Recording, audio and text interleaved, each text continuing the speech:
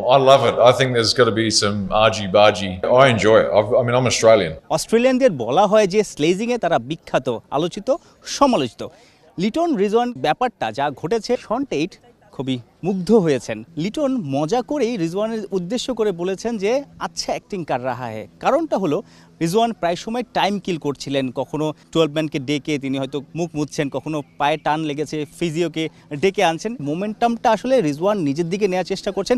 বাংলাদেশিরা একটু প্রেশারে পড়েছিল, কারণ সালমান আগা এবং রিজওয়ান বড় পার্টনারশিপ করেছিল। সেই রিজওয়ানই কিন্তু চতুর্থ দিন শেষে টাইগারদের গলার কাটায় রূপ নিয়েছে। রিজওয়ান আছেন ক্রিজে, 3 উইকেট বাকি, পাকিস্তানের দরকার 100-র উপরে রান।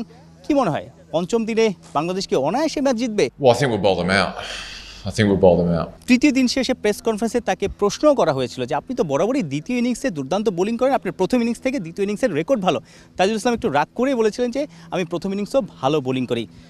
দেখা গেল সিলেট টেস্টেও দ্বিতীয় ইনিংসে অর্থাৎ এই চতুর্থ দিনে অসাধারণ বোলিং করেছেন। যখন সালমান আগা এবং রিজওয়ান একদম টিকে গিয়েছিলেন সবাই চাপে, তাজুল ইসলাম নতুন বলে ব্রেক থ্রু দিয়েছেন এবং ব্যাক টু ব্যাক উইকেট বাংলাদেশকে ভালো অবস্থানে রেখেছেন। পাশাপাশি উইকেটের পেছনে লিটন কুমার দাসের দারুণ কাজ, শর্ট লেগে জয়ের অসাধারণ ক্যাচ মুগ্ধ করেছে শন টেইটকে। Taiju again, that is a bit of a, it's just a warrior effort today. To take those wickets for us at the end there, it was fantastic. But Litton's keeping at the moment is just absolutely world class.